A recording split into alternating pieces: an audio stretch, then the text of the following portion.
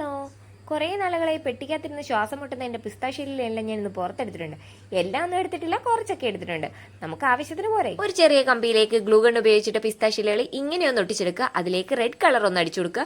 സ്റ്റെമ്മിന്റെ ഭാഗത്ത് നമുക്ക് green colour കൂടി കൊടുക്കുക. വീണ്ടും ഒരു പേപ്പർ എടുക്കുക. ഇതേ ഷേപ്പിന് ഏകദേശം ഒരു സ്റ്റാറിന്റെ ഷേപ്പിൽ ഒന്ന് കട്ട് ചെയ്തെടുക്കുക. ഗ്രീൻ കളർ കൊടുക്കുക. അതൊന്ന് ഡ്രൈ ആയി കഴിഞ്ഞിട്ട് ഗ്ലൂ അപ്ലൈ ചെയ്യുക. അത് കഴിഞ്ഞിട്ട് ഇതേപോലെ ഒന്ന് അറ്റാച്ച് ചെയ്ത് കൊടുക്കുക. ഇതേപോലെ ചെയ്ത് വെച്ചിരിക്കുന്നതിനകത്തെല്ലാം ഒന്ന് അറ്റാച്ച് ചെയ്ത് കൊടുക്കുക. ഇതിന് ശേഷം വൈറ്റ് പെയിന്റ് എടുക്കുക. ഇങ്ങനെ ചെറിയ ഡോട്ടുകളാക്കി കൊടുക്കുക. നമ്മുടെ യമ്മി സ്ട്രോബെറീസ് റെഡി ആയിട്ടുണ്ട്. ഇനി അടുത്ത സ്റ്റെപ്പ് എന്ന് പറഞ്ഞാൽ നമുക്ക് ഫ്ലവേഴ്സ് ചെയ്യണം. ഒരു കാർഡ്ബോർഡ് എടുക്കുക. റൗണ്ട് ഷേപ്പിൽ ഇത്രയും ചെറുതാക്കാവോ ഇത്രയും ചെറുതാക്കി ഒന്ന് കട്ട് ചെയ്തെടുക്കുക. ഗ്ലൂ ഗൺ ഉപയോഗിച്ചിട്ട് പിസ്താശിയിൽ വീണ്ടും ഒന്ന് അറ്റാച്ച് ചെയ്ത് കൊടുക്കുക. അതിനുശേഷം നമ്മുടെ ഈ കമ്പിയില്ലേ ഇതേപോലെ വളച്ചെടുക്കുക. അത് ഗ്ലൂ ഗൺ വെച്ചിട്ട് ഒന്ന് അറ്റാച്ച് ചെയ്തെടുക്കുക. നമ്മുടെ ഫ്ലവർ റെഡിയായി. ഇനി നമുക്ക് പെയിൻറ് ചെയ്യാം. സെൻറ്റർ ഭാഗത്തായിട്ട് യെല്ലോയും ബാക്കി ഫുള്ള് നമുക്ക് വൈറ്റ് പെയിൻറ്റും കൊടുത്തു കഴിഞ്ഞാൽ നമ്മുടെ ഫ്ലവർ റെഡി ആയിട്ടുണ്ട്. സ്ട്രോബെറിക്ക് ലീഫും വേണ്ടേ, അതിന് വേണ്ടിയിട്ട് നമ്മളൊരു വൈറ്റ് പേപ്പർ എടുക്കുക. ഇതേ ഷേപ്പിലൊന്ന് കട്ട് ചെയ്തെടുക്കുക. എന്നിട്ട് നമ്മുടെ ഈ കമ്പിയിലേക്ക് ഒന്ന് സ്റ്റിക്ക് ചെയ്ത് കൊടുക്കുക.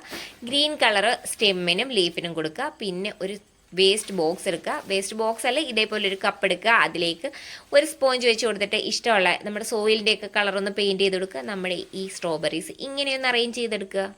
സ്ട്രോബെറീസ് അറേഞ്ച് ചെയ്തതിന് ശേഷം ലീഫ് കൊടുക്കുക. ലീഫ് ഒന്ന് അതിലേക്ക് കുത്തി നിർത്തി കൊടുക്കുക. സെൻറ്റർ ഭാഗത്തായിട്ട് നമ്മൾ ചെയ്തു വെച്ച ആ ഫ്ലവർ കൂടി വെച്ച് കൊടുക്കുക. ഈ ചെറിയ ഷോ പീസ് നിങ്ങൾക്ക് ഇഷ്ടപ്പെട്ടിട്ടുണ്ടെങ്കിൽ ഞാൻ എന്നും പറയുന്ന പോലെ ചാനൽ സബ്സ്ക്രൈബ് ചെയ്ത് സപ്പോർട്ട് ചെയ്യാൻ മറക്കരുത്. അതേപോലെ തന്നെ വീഡിയോ ഇഷ്ടപ്പെടുവാണെങ്കിൽ ലൈക്ക് ചെയ്യാനും മറക്കല്ല. അപ്പോൾ അടുത്ത വീഡിയോയിൽ കാണാം. ബൈ.